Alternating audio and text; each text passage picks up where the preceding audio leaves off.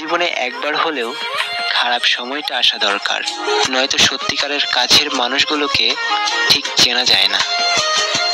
প্রতিটা মানুষেরই একটা তুমি হারানোর গল্প রয়েছে। আবার যখন দেখা হবে জানতে চাইবো না কেমন আছো, বলবো শুধু একটাই কথা, তুমি আজও এই মনেই আছো।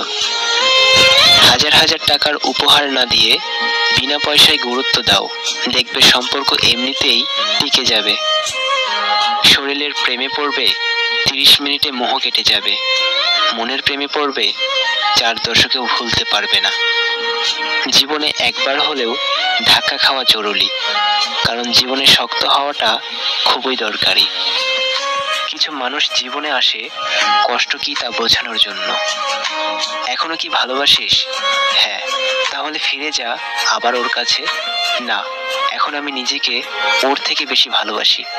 তাছাড়া ইচ্ছে নেই নিজেকে বারবার অপমানিত অবহেলিত করার। আমি অনেক দামি।